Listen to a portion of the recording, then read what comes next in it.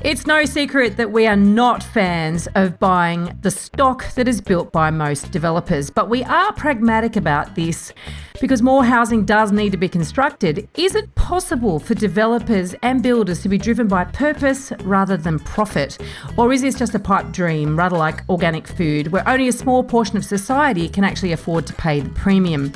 Welcome to The Elephant in the Room. This is the podcast where we love to talk about the big things in property that never usually get talked about. I'm Veronica Morgan, real estate agent, buyer's agent, co-host of Foxtel's Location Australia, and author of Auction Ready. And I'm Chris Bates, mortgage broker. Before we get started, I need to let you know that nothing we say on here can be taken as personal advice. We always recommend you engage the services of a professional. Don't forget that you can access the transcript for this episode on the website, as well as download our free full or forecaster report, Which Experts Can You Trust to Get It Right? theelephantintheroom.com.au. Today we're going to explore the possibility of architecture as a tool to effect positive social change. It's an exciting idea and one that's held by Shannon Peach, the Director and Head of Development of Milieu, a Melbourne-based firm that views development as a creative act.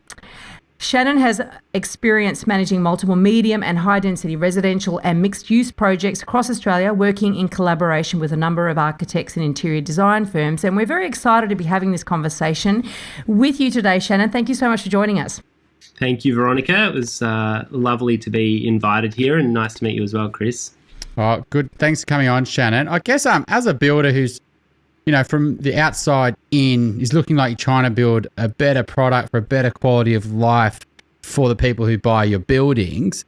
Do you guys see yourselves as like out in front and trying to drag the rest of the industry up? Or do you see the industry is already systemically making that change? Yeah, it's a really interesting point. In one way, I guess, we kind of think of ourselves as having blinkers on as much as possible. We try and stay in our lane and stay really true to I guess, the principles of why we established the business. And we've been doing heading in the same direction of owner-occupier focused boutique scale developments since day one, since we started over 10 years ago now. And through that time, there's been all sorts of market conditions. I think when we first started out, apartment development was certainly the majority, and I think statistically the majority is still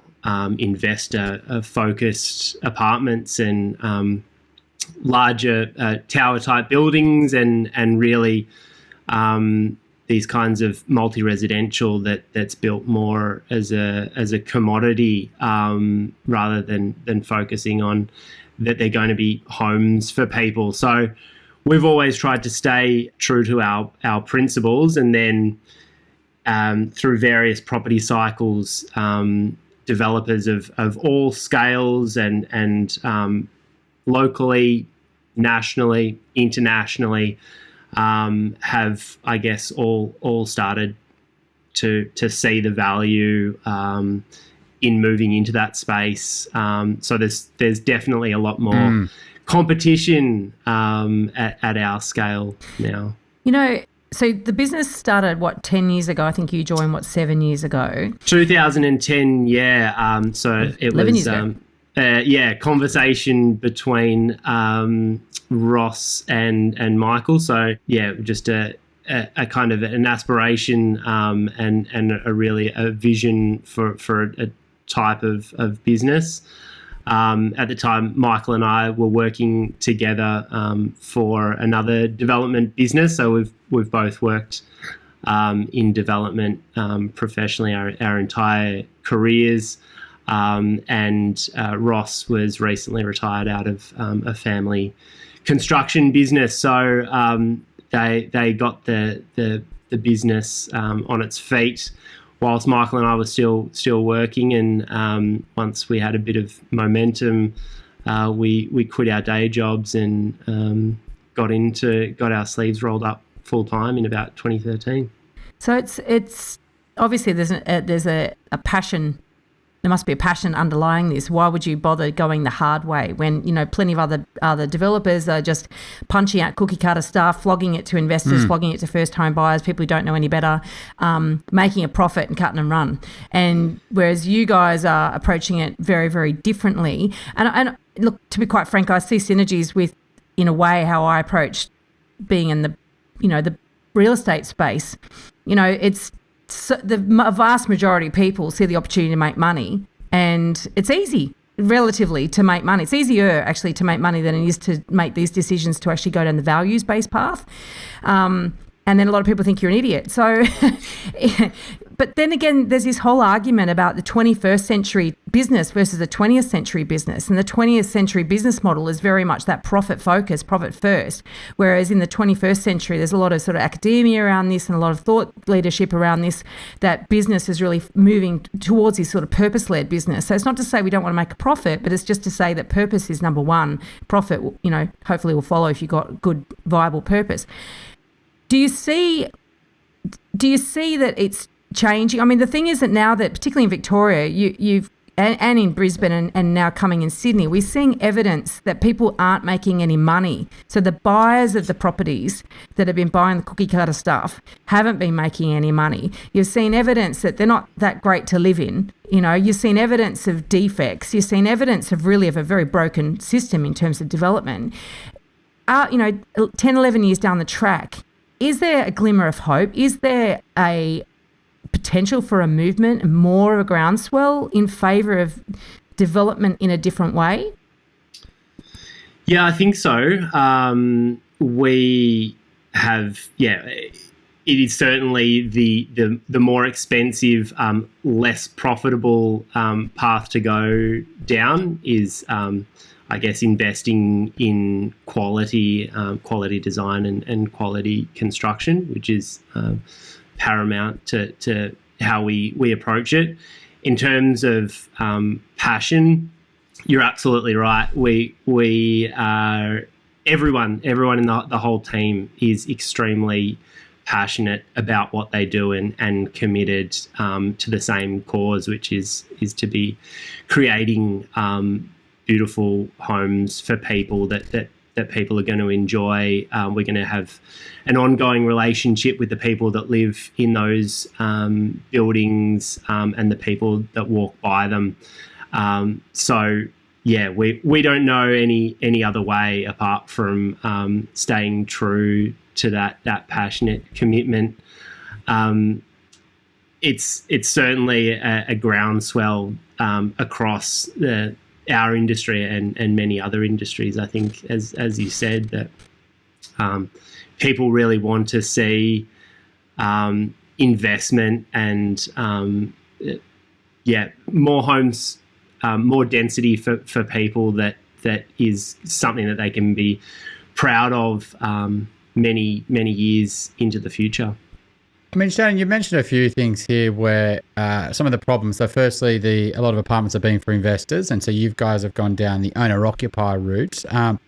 You've also sort of highlighted that it's not so much just around the building, it's the community around that building. It's the how does that fit in? A lot of the problems with the old way of building apartments is you just build them as high as you can. It doesn't matter if it looks good from the outside as long as you can sell them, I guess. How does sort of Milieu sort of approach the higher density in the middle rings? Where do you guys sit on that debate where, traditionally apartments are getting built in little pockets and maybe say around Collingwood, sort of Fitzroy or South Yarra, but it's not sort of spreading across the whole city. How do you guys see that? Yeah, we're obviously huge advocates for densifying the middle ring suburbs of our big cities, the places in which that already have existing infrastructure, social and educational and employment infrastructure that can be better utilised by densifying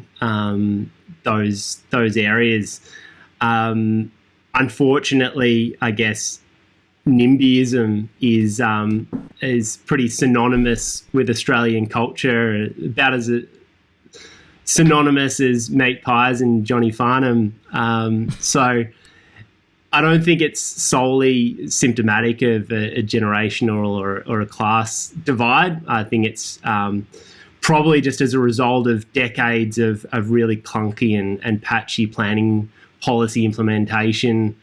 And unfortunately, what it means is we program and budget for all of our project applications to be decided by the VCAT, the State Planning Tribunal here, because there's just not enough clarity about what is good design and what should be built where.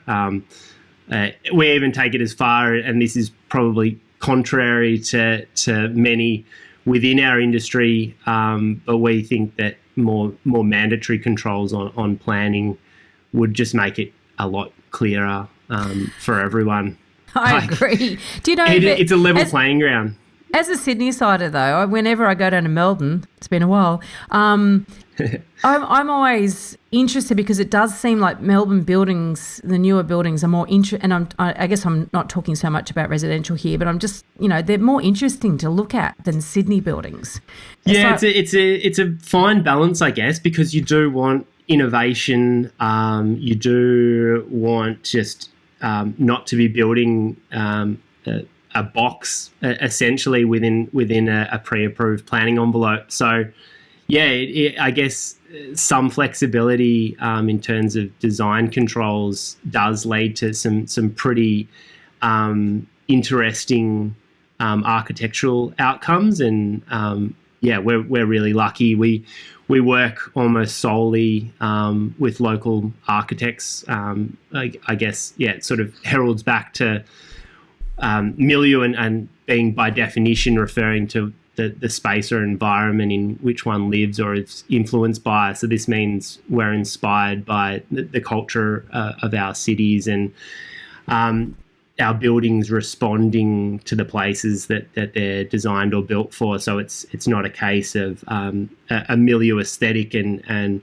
plonking a building that looks like us in every location that we want to develop in, nor is it working with one architect that just has one style and we use that everywhere. We use architects who probably their office is within walking distance. Probably they walk past the site on their way to work, and they really understand the social and neighbourhood fabric and can design a building that really responds to that. We look overseas, certainly still, though, for inspiration. We've got one initiative that we started. It was kind of one of these lockdown initiatives where we were spending a bit more time at home, and we were really jealous, I guess, of how architects have this sort of collegial kind of support networks, and that they are often part of groups that share and support each other's ideas. So we thought, what a great opportunity if we could actually do this within the property development industry. So we created an initiative called Building Better Cities, and we reached out to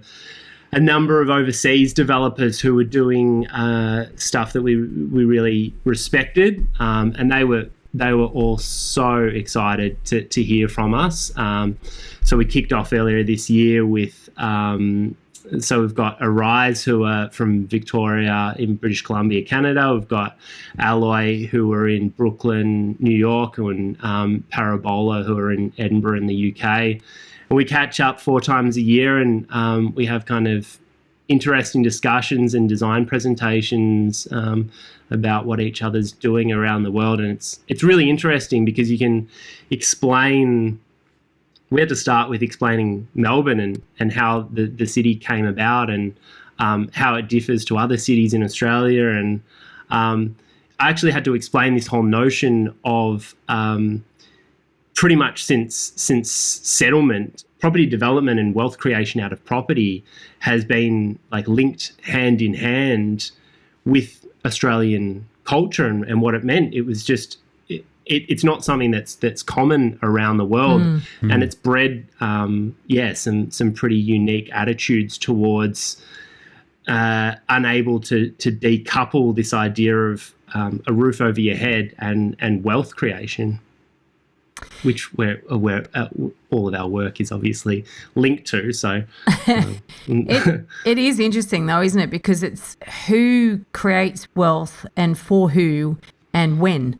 So like I was talking earlier that, the cookie cutter type developer, they're creating wealth for themselves at the front end and then passing assets on to people that ostensibly are wanting to make wealth out of buying them. But it sort of stops there in a way for many of them, not for everyone, of course, but for a lot of them. So, yeah. And I find that fascinating too about the attitude to property overseas. And how do you think, now that you've sort of got this collaborative, if you like, or what do you call yourselves? A group, just Building Better Cities initiative.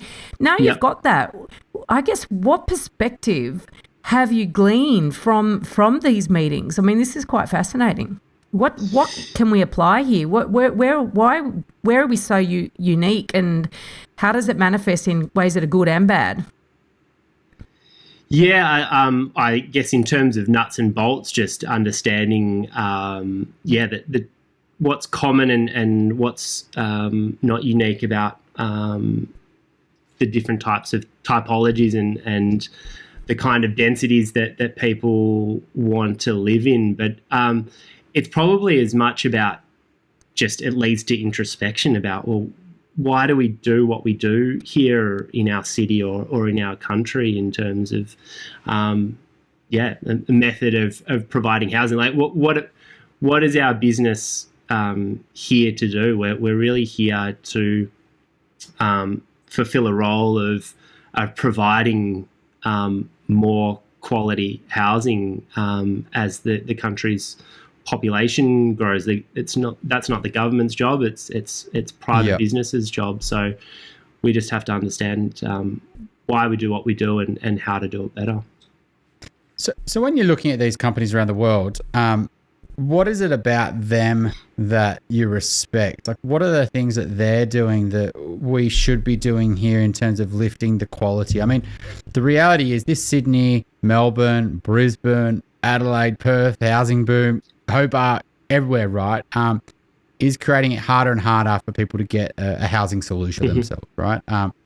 And it's really at a tipping point, really, where people get very frustrated. If not, they're going to leave the city. And so we can't grow our cities unless we produce a better option for people to live in homes. And so, and that's sort of, but the problem is we've gone and built what we've built for the last 20, 30 years, and that's not what people really want. And so we've got to play catch up. So what's some of the things that you're looking at around the world where you're thinking, you know what, we really need to apply that to our Australian buildings because that can really provide a valid alternative to, the houses that they can't afford?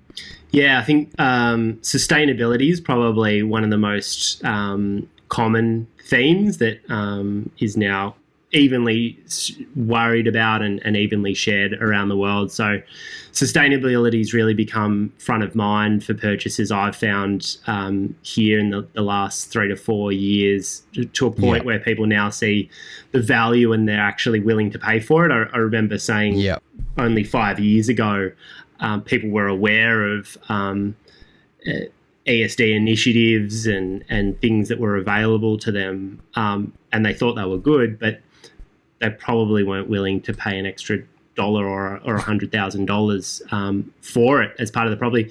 I think that mindset has really shifted in the last 3 years, especially. People now understand it, and they're willing to invest in it personally and potentially financially. I know, like, we're the world leader in rooftop solar, but I think that there's now lots of other European and North American technologies that are now becoming available to us. So we approach sustainability slightly differently on our projects depending in what area they're in, but we kind of have a broad brush mandate that sustainability is as standard on all of our projects. So we made a commitment that, and it's not a hard one to do. We just sort of really just sat down. We have a sustainability committee at Milieu who we catch up 4 times a year,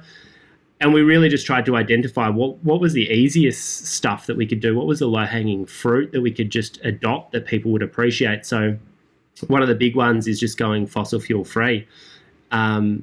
We just needed something to push us to move from gas centralised hot water to electric centralised hot water, to go from gas cooking to induction cooking, which is arguably a more premium offering. And then just committing owners corporations to buying 100% green power, but at the wholesale rate. It took a bit of work, it took a bit of head scratching to work it all out. But we worked it out in the first project, and we've rolled it out on half a dozen since then. And that's just a really, really easy one that everyone appreciates. But are you putting solar panels on the roofs of all your developments? Yeah, so in addition, we'd always needed some solar PV, but we now just sort of take the mandate of maximising whatever available roof space there is for as much solar as we can. I looked at a development the other week, recently completed here in Sydney, and had these lovely roof gardens, beautiful. One was a herb garden, and these lovely soft spaces and all the rest of it. And then I sort of walked around the corner, and I could see all this remediation work being done because less than a year old, and it's already leaking.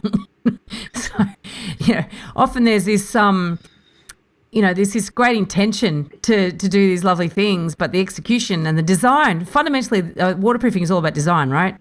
Absolutely. As well as execution.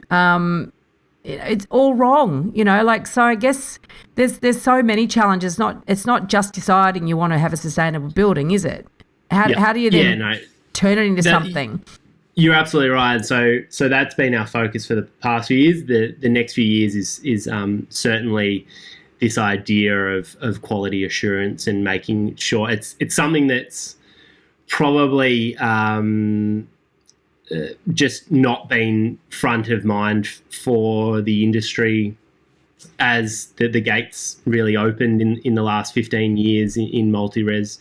This idea of quality construction and foolproof design. We're working on lots of initiatives where we can improve everyone. And to your point before about what that means for other people within the industry, we just try and do the very best job we can, and we hope that sort of means that everyone will raise the bar alongside of us. I mean, that's the thing, isn't it? If you can build a better quality product, you start doing better because you start selling them, you start growing, you start producing more products, other people start copying you, and then the industry starts to sort of shift down the line. In terms of the ongoing sort of quality, I mean, there's not much to protect consumers, right? If they go and buy a new apartment over a certain amount of levels, is there any sort of things that you guys are doing different to protect your buyers, to give them extra confidence, even though, they can look at other previous projects, but beyond just saying, hey, here's the keys and good luck, is there anything you guys are doing different to the industry? Well, I mean, a lot goes for previously completed projects, and that's I guess a point of differentiation that we like to highlight for potential purchasers. So we have an initiative that we do called Open Home. So every time that we finish a project, we furnish a number of the dwellings, and we invite anyone and everyone to come through on a Saturday before the new owners move in.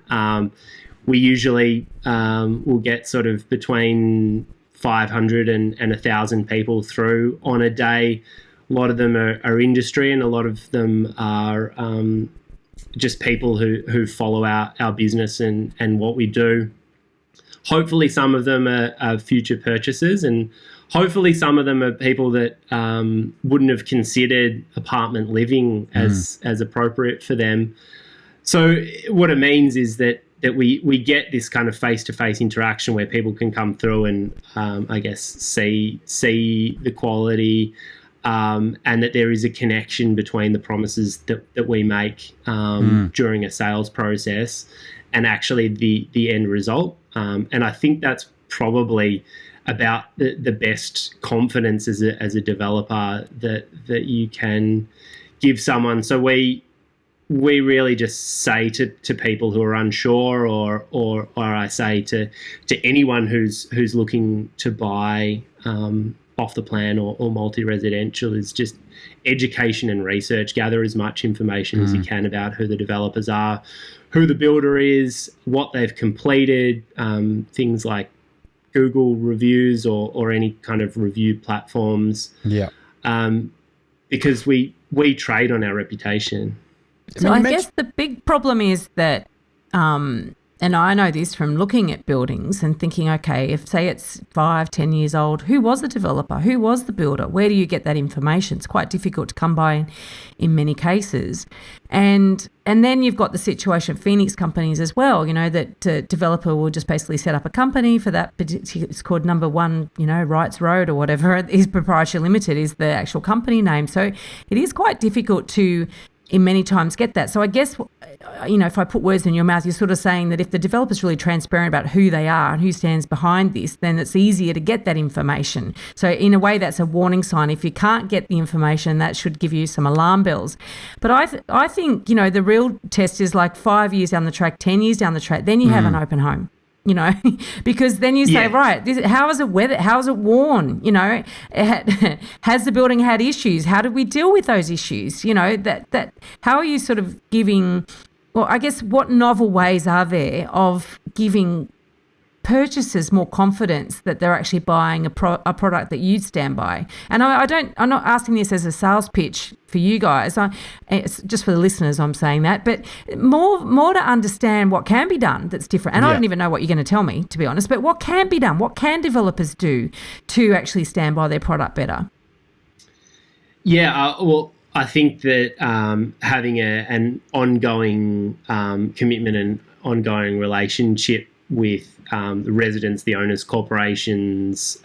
If you ever want to find anything out about a potential building, talking to the owner's corporation manager will probably reveal a fair bit of information. We encourage people to go and walk past or drive past our buildings that are those 5 or 6 or 7 years old now. We also have another of our business. So where property development is our primary business.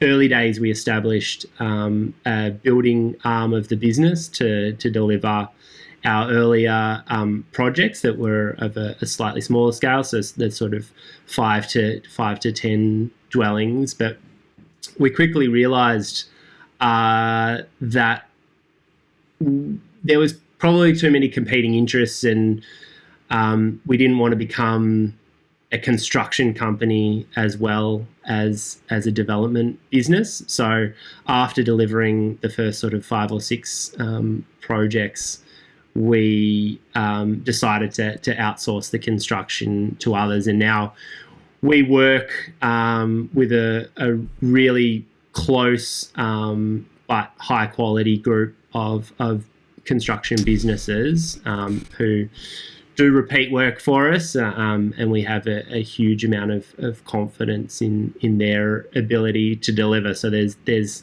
that connection as well that people can understand as who built the building and what does that construction company stand for as well.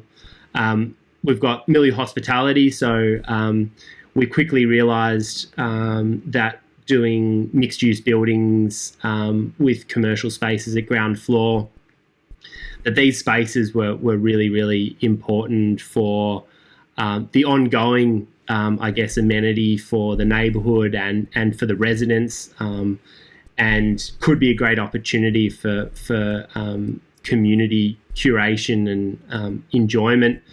So we had the great idea of establishing a hospitality business. So we've got 3 restaurants now, 2 within our buildings. And that's just, I guess another touch point in terms of how we're still physically part inhabiting of the it. Part of our buildings that are 5+ years old. I'm interested in that mixed use thing because, like, you do see so many buildings, and obviously we're Sydney based, and you see all these buildings with these office / cafe / commercial space underneath, and I'm guessing it's a requirement of councils that they do that. I'm guessing, and often, so many of them sit empty for years. Yeah. These spaces. So clearly there's and I guess with COVID too and the work from home movement, the requirement for a lot of small businesses to actually have an office space is pretty diminished now. So, how do you, the first part of this question is that an imposition, a planning imposition on developers? And so you've gone and put your money where your mouth is, I guess, and actually put some hospitality spaces in here, but how do you then make sure that they don't become white elephants and just you ticked a box, that's what you had to do in order to get the building approved, but beyond that, it's over to whoever, the poor sucker that bought it? Yeah, well, I think you're right. It is quite often a zoning control that commercial activation is required at ground level. It's an ongoing thing that we are always working to improve and better upon, because we can't, as much as we'd love to, we can't establish a restaurant or a food and beverage business for every single mixed use development we do. So whether it's food and beverage, office. We're doing a mixture of uses at our Brunswick East project that'll hopefully finish at the end of next year. But who knows with a 2-week shutdown of construction. But there'll be a multitude of uses there, being food and beverage, office, and a social tenancy, which is something that we worked on with Moreland Council. That we're talking with not-for-profits about a subsidised rent for a community cooking school that trains up in one of the people we were talking to, sort of new Australians who want to get training within the hospitality industry, work with the not-for-profit. So the idea of, I guess, curation is an extra piece of work. We're very hands-on in every single aspect of property development and project delivery. From we do all of the development management, all of project management. We sell we have Milieu sales business, so we sell all of the dwellings ourselves. The first person you'll meet will be a Milieu person, and the person who hands you the keys will be a Milieu person. So that really needs to continue into this idea of curation to make sure that we're partnering with businesses that can establish themselves and prosper, and that works for everybody. It works for the residents. It works for our reputation long term. If we can find someone that can establish, and then those people that we were telling to go and drive past our building that's 5 or 8 years old, they still see that business, the ground floor going strong. That's a great. That's as good a marketing or sales tool that we could come up with. Shannon, in your experience, there's lots of people. We've got a massive problem with housing, I guess, that suits families. It's singles. Rent something, they're not that bothered.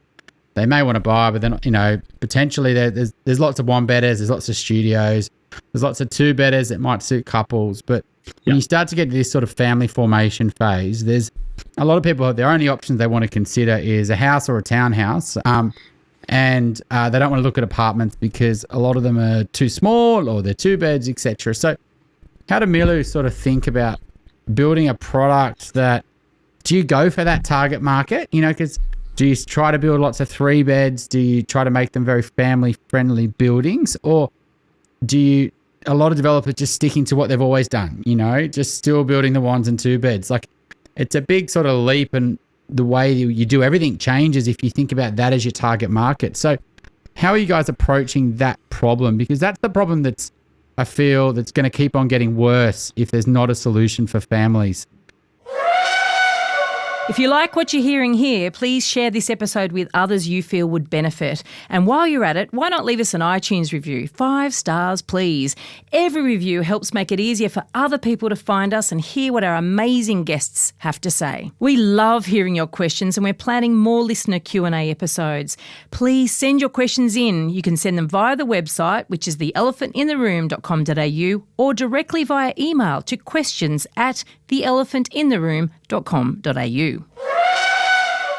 Yeah, absolutely, and I don't think it can sort of be mandated by another set of planning rules that you have to have X amount of dwellings of a certain size. Like, it needs to be something that's self-sustaining and that the market can respond to. But I guess, I think about it in terms of again, it's a point of difference between investor style products where the sizes are kept tight to maintain low price points, to maintain rental yields. But I guess investing or purchasing that style of product that I guess suits a limited pool of buyers, I guess, comes with its own associated risks. We're, I guess, first and foremost occupied with trying to design and deliver good homes. So by that I mean appropriate amounts of light and air, storage, outdoor space, enduring and durable materials. That's kind of blue chip, I guess, in a sense. For us, that's we just build apartments that are great homes, and therefore will appeal to everyone as a home. In terms of who our market is, it's quite interesting that it doesn't matter at what price point, area or neighbourhood or suburb or part of the city that we do a project in. The spread of demographics doesn't change that much because we don't develop in the pure investor kind of hotspots, like the kind of CBD ring hotspots. The market segments or demographic segments don't change a lot. So all of our projects will have 1, 2, 3 bedroom apartments. The mix of those is reasonably consistent across those, and I guess we don't go after. We're not saying this project is suited to families, or this is only suited to first home buyers. We offer a range, and it means that we end up with a really great, diverse, natural community in there. So we've got I can think of a number of families that live within our projects, and they might be living in 2-bedroom apartments with 2 kids. They might be in 3-bedroom apartments. I know of I guess a downsizer. She lives in a beautiful 3-bedroom apartment. I know of a downsizer that lives in a 1-bedroom plus study apartment. So we don't try and get too caught up or overly occupied on just targeting types of products for certain people. Just building, good quality. How do you determine the mix then, the 1, 2s and 3s?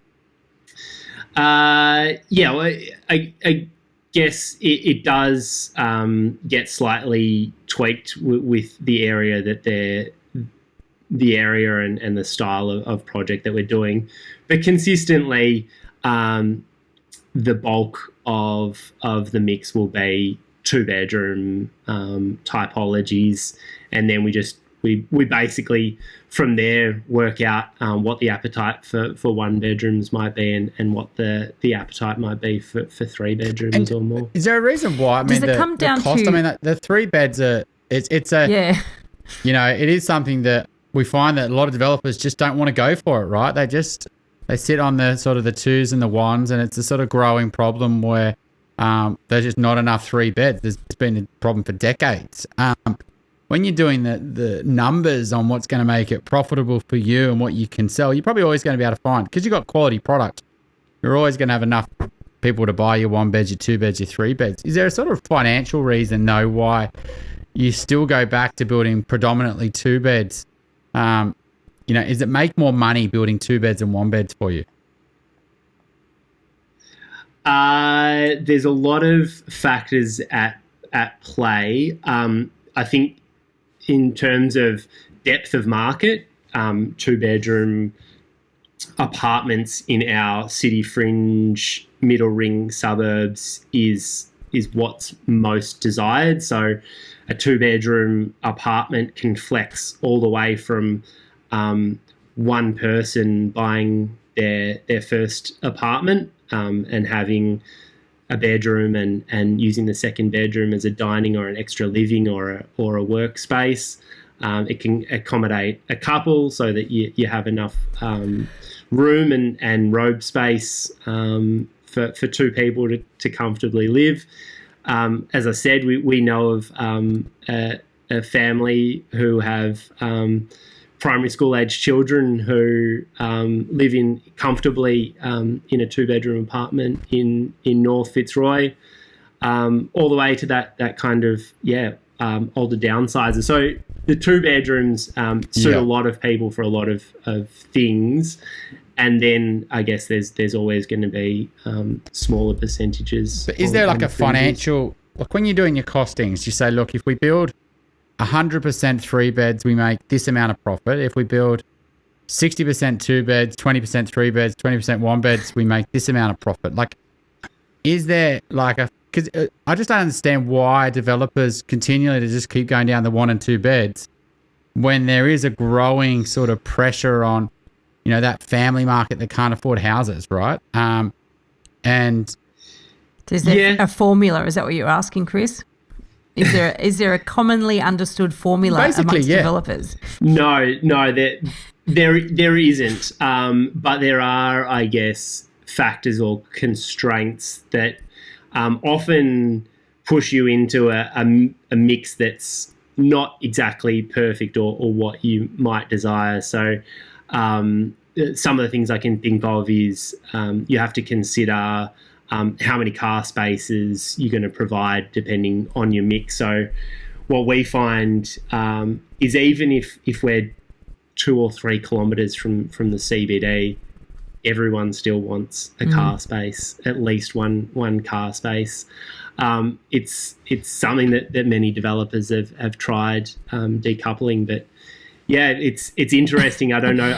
I think it might be just a mindset of purchasers that it's less of a wise investment if they don't buy a car space, but we need a car space soon. It's interesting you say that because City of Sydney, I think anything built since 1984, I think nobody who resides in that building can get a parking permit to park on the street. And then that's common in Melbourne as well. Yeah, and then the council's also said, well, you can't have parking for every apartment. So, and I have to say there are buildings there, we've got one bedroom apartments with no parking and they struggle to sell. They really do. And so the gap between those and those with parking is quite significant. I'm wondering, is there a higher dollar per square metre that you get for a 2-bedroom apartment sale versus a 3 or a 1? One bedrooms certainly cap out at a certain price point. There's kind of just a mindset, and it depends on the suburb or the area. But it doesn't matter. They can't be too big generally because people just have this mindset like it's one bedroom. I could go down the street and buy a 2-bedroom for that price. So. We certainly put a collar around the sizes of the one-bedders to make sure that we're responding to the price point requirements. Three bedrooms, I guess, typically will be placed at higher levels within apartment buildings. They might be going for a downsizer demographic, someone who's generated wealth out of owning a house for a long time, and might be after something better appointed, higher internal amenity. So they're probably going to attract a higher per square metre rate, not just a higher price point.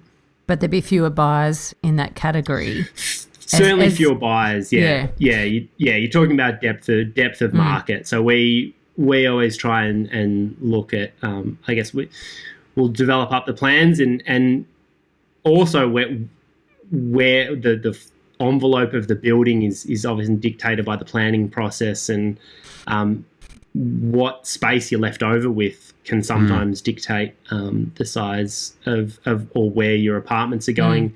Brunswick East was probably one example where we have 43 apartments there, and because of the building envelope, we ended up with the best apartments design, or the floor plate breakup meant that we had almost 50% three-bedders in that project. But we looked at the project, we looked at the location and the amenity, and it's sort of its facade on all four sides, plus it has an open air circulation atrium in the middle. So we thought this is probably one of the projects that could support half the apartments, 21 of the apartments being three-bedroom apartments, and they've all sold. Whether there's one still to go, but I just spoke to our sales director earlier, who thinks he's sold it. And that's due for completion at the end of next year. That's that one. Oh yes. Hopefully. As of yesterday, it was due for completion at the end of next year. Now, subject to lockdowns.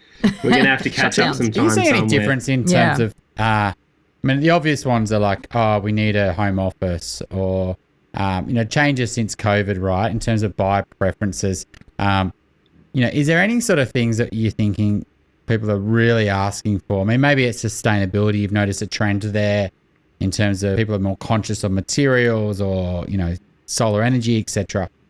But has there been some things that you really think are going to stick around now, where over the last couple of years you're really changing the way that you build, or the type of things your building's going to offer? I think it's really underscored the types of initiatives and the types of product that we were already championing. So I think we were talking about it before, sustainability. People working from home, as I am today, have a greater appreciation for how much light, how much fresh air, how much direct sunlight that their home, how energy efficient, how good the heating or cooling works, have this greater appreciation over the last year and a half, because they're there and they're not. I used to be one of those people who's sort of out the door as the sun came up and got home when it was dark, and you didn't really bother about sort of knowing how energy efficient your house was. Certainly a greater appreciation of that, which means people are interested more in learning and adopting more sustainability and more efficient buildings. And then on the space front, I think, again, in terms of really good quality designs using square meterage efficiently and appropriately, having great storage, and just going, like, one thing that we're always challenged by is this apples and pears kind of mentality, when people say, well, I want a two-bedroom. We say, okay, well, great, our two-bedroom, they start at $895, and people say, $895? That's ridiculous. I can get a two-bedroom apartment down the road for $700, and you say, well, I don't doubt that, but please, can we tell you about, I guess, all the things that go into designing and building our apartments, and the kind of amenity that we're offering. And then can you go and ask the same questions about the $700,000 apartments and come back to us when I guess you've got a good read of it. And I guess it's underlining the value proposition and the value that people see in saying, well, if it's a 2-bedroom, 2-bathroom apartment, I want it to be 85 square meters, and I understand that that's going to push it above 900,000. But it's a worthwhile investment. It's a great home that is going to be coveted by people in the future, and I'm going to be able to resell it with strong demand because it's a great home that many people want to live in. It's how we started the business, and I guess that's the kind of test, the mindset that everyone in our team brings to designing every nook and cranny of every apartment is would we live in this, and would we be proud to invite our family or friends over if I think we noticing lived in the apartment. Well, it goes to scarcity, doesn't it? I think we're noticing we're noticing a huge difference where clients are definitely more picky. And that's a great news for us. That's what we love, right? We want our clients to be super picky with what they purchase, to say no to most things, and then go hard when they find the right property, right? And try to get a quality asset. And that usually takes longer. Maybe they need to spend more than they were hoping to spend, but they get a quality asset at the end of it. But I think you've made a really good point where what's driving that pickiness is they have been spending a lot of time in their home, maybe in a home that they don't love, even if it's just renting.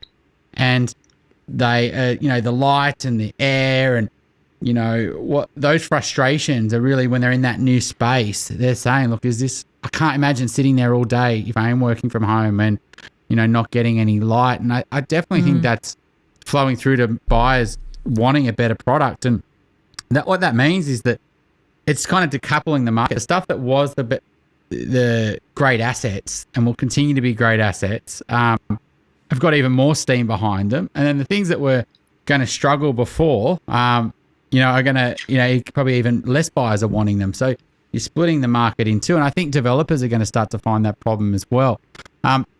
In terms of the resale value of your apartments, now it's highly publicized out there that, the returns people making off the plan in terms of their resale value, and, the amount of money that people lose on apartments and in property just generally across the whole country. Have you looked at your projects in particular? You've got a good track record now in terms of, it's not a couple of years, it's, 7 to 10 years on some projects. And sort of seeing how their resale values have performed to similar apartments. Like you were talking there, that $700,000 apartment, we know that that's probably going to resell really poorly, right? But when we look at our past projects, they've all sort of grown at a slightly better rate than the market. Have you ever done any research on your apartments proving that a better quality product will resell better and actually be a greater financial return for you? Yeah, it was actually something very early days that we just started doing as a hobby, I guess. I mean, we always had as part of the vision, I guess, to be able to brand the project so that instead of just naming them a girl's name or something pretty like that, the projects would have a locationally based name, usually the street name, and that they would have Milieu, a kind of endorsement by Milieu that stays with it. So we're always interested when resales came up, just at pure, just kind of rubbernecking. We wanted to say, old mate selling an apartment. What's he asking? What did we sell it for? And then what did it end up selling for? And we just by chance saw this consistent theme, which was, I guess, the journey between committing to an off the plan purchase and moving in might be 18 months or so, and then by the time someone's lived in the property for 12 months, I guess 2.5 years is a long time in a lot of people's lives, and that didn't suit them anymore, so they were looking to move it on. And we saw a really consistent theme of about 15% growth from what they purchased off the plan to what they were selling for 12 months. And I don't know how it kept consistently working, but we saw it a dozen or more times. And it's interesting, and we're pretty proud of that because I think people were seeing the value and getting some capital appreciation. And in terms of your turnover rate, in terms of, we had a client trying to buy an apartment in Sydney last week, and it wasn't typically in an area that I'd want to see a client buy. So it was around that sort of Surrey, Darlinghurst sort of pocket, bordering on where there's lots of apartments, right? But this apartment was super scarce. It had a never to be built out views. It was north facing, had your parking, good floor plan, etc. And what we could easily see in that building, there was very low turnover. In that building, there was not many sales in the last couple of years in that building. There's quite a lot of apartments in the building still. And so you saying that your number of resales in your apartment is much lower than typically you would see in other apartment buildings? Or have you done any research around that? They don't come up that often. It's pretty consistent across all projects that, I guess, of buildings that are 10 to 60 apartments. We might see maybe 3 or 4 turnover in the first 3 years. We've had lots of repeat purchases as well. Have been in a position to be able to buy one, hang on to it, and then buy a larger or smaller apartment in a newer project and rent their first purchase out. No more consistency apart from that, but I think one of the nicer things to recognise is that there's never more than one apartment in any project for sale. So we don't get that kind of investment grade glut where you'll drive by a building and see 4 boards from 4 different agents out the front with. Some buildings actually ban signboards, I think, for that reason. Yeah, exactly, because they wouldn't have any frontage left. It just doesn't look good. It's not a good look. Do you have a property dumbo for us, Shannon? A dumbo? Probably just what we were talking about before in terms of people not doing their homework and not comparing apples with apples. We've obviously, in our business, we end up selling to a lot of friends, families, team members. I think seven of our team members live within our projects, completed projects. So we get lots of really interesting feedback. But probably one that springs to mind was a really good friend of my mum's wanted to buy an apartment in one of our projects. She'd come to a couple of open homes. She thought it was fantastic. And she said she was the typical, great apartment, what's the price? That's way too much. I can get something for way cheaper than that. Said, fine. Mm-hmm. Don't let me say I told you so. So she went down the road. She bought what looked to be a great project. I sort of had known who the developer was and what their record of delivery was like. She bought it, and then I think 2 and a bit years later, she said she told my mum, who told me can't get in contact with the developer. No one's returning her calls. They've got the 10% deposit. She doesn't know what's happening. The sunset date's not up for another 3 years or something. Oh. What can I do? And I said, well, first of all, you could have bought a Milieu project and you could be living in it by now.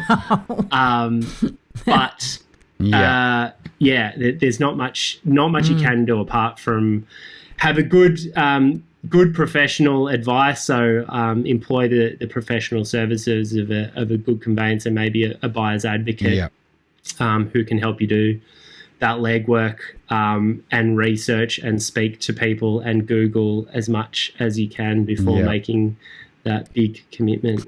Because once you've done it, basically you got a very slim chance of getting out of it. Well, yeah, they are. Governments are trying to favour legislation and protections for consumers a little bit more. They made a few changes a couple of years ago, but yes, no, it's if you've handed over a 10% deposit for maybe 4 or 5 years, you're well behind the property market and the 8 ball if you haven't got a good completed product at the end. Yeah, I know, it's pretty sad. Well, that's a sad Dumbo. Did she end up? Is she in there yet? Or still waiting? I think she's got her money back now. Wow! So she's lost X amount of years. Yeah, 2.5 years out of the rising market.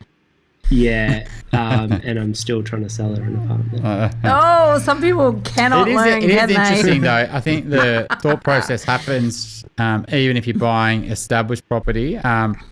People find it really difficult to compare what's actually valuable, and they compare the wrong things. They might be comparing fixtures and fittings. They're not that much different, but it's the location.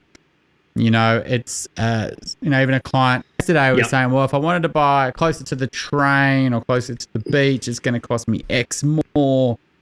I'm just going to go for something a bit cheaper. And when you can sort of fast forward a few years later, you can go, well, if you did pay a bit more today, what's that going to be worth? And I think people really find it hard to potentially pay a bit more, but then obviously get a better product that they can sell one day. They find it hard to think years down the line. And it is a challenge whether you're buying established or new. It's still a problem.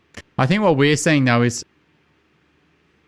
price versus price versus value. I think what we're seeing as well though is there's a huge movement to frustrate buyers out there, and I think Melbourne's you couldn't look at property, but now you can. But we're seeing a number of clients come to us and send us, new townhouse developments, for example. And what's actually driving them to these decisions is just the frustration of not being able to buy established because they've been out there and they see a billboard and then all of a sudden it looks really pretty, glossy brochure. And, there's going to be a lot of people that make that decision to buy these sort of apartments or townhouses. And I think you're right. I think that what they need to go through is really trying to learn how to compare apples and apples if they are going to go down this route, because you can get stuck like that, pay a 10% deposit, lose 3 or 4 years, get poor product at the end. So, there needs to be a lot.